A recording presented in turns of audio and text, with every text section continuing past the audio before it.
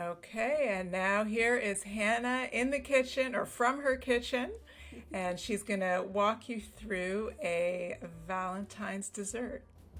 Yes, I'm so excited. I tried these out this weekend and they're so good. So they're actually fudgy black bean brownies with a raspberry pomegranate compote on top. And they're so delicious. They're bite sized, they're really convenient, and they're full of healthy ingredients that are both longevity promoting, like we were just talking about, and also a little bit of libido boosting ingredients as well. All perfect for Valentine's Day.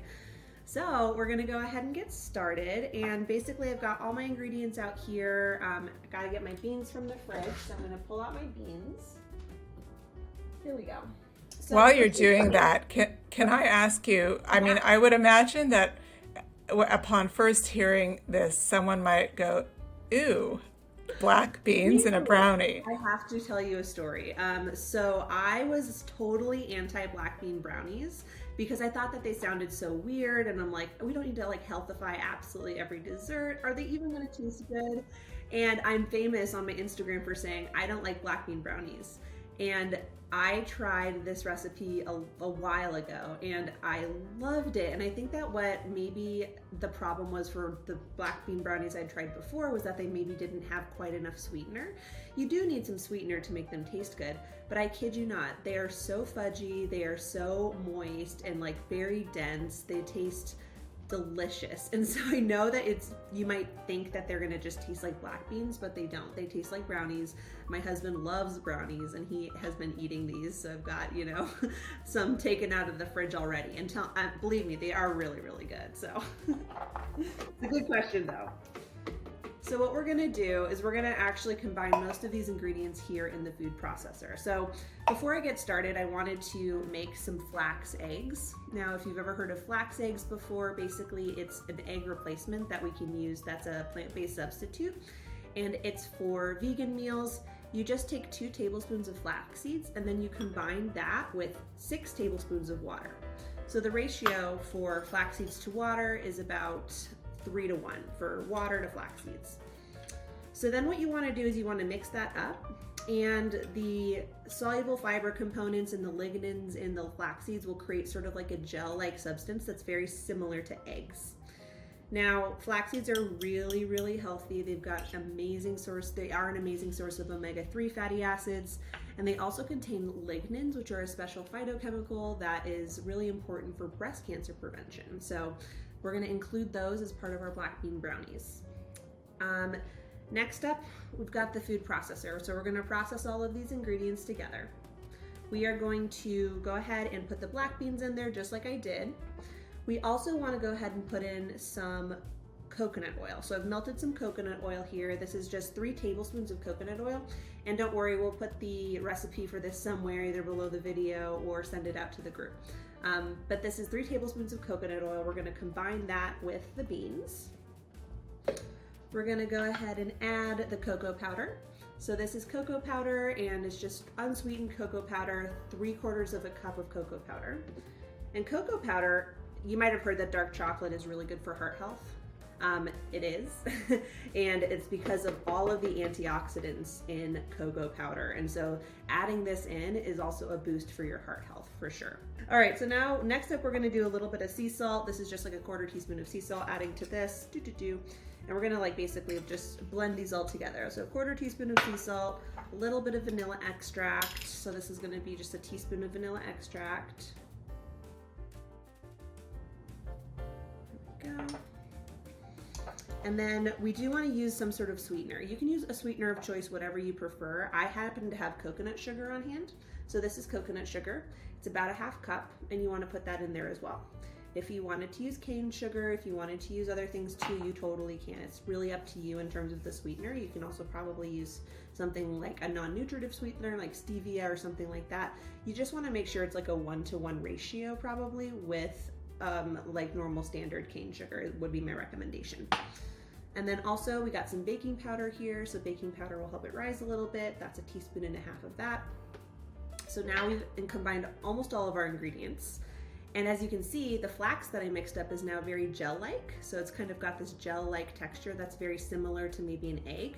And so I'm gonna go ahead and pour that in for our egg substitute. All right. So all of that is in there now. I also tend to add a little bit more water, about 2 tablespoons of it, depending on the consistency of it. So I'm gonna grab some water from the sink and have that on hand just in case we need it. So now, let's go ahead and pulse it. It's gonna come together and become more of a batter. This is the point at which I'm gonna add a little bit more water. We want the consistency to be like chocolate frosting, but a little bit thinner. Okay, a little bit thinner than chocolate frosting.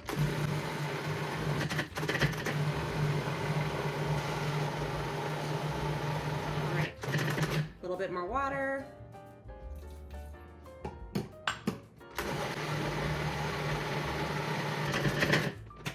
Perfect. And there you have it. So let me go ahead and bring this closer to show you. This is our brownie batter mix. It's pretty, yeah, it's pretty, you know, thin-ish.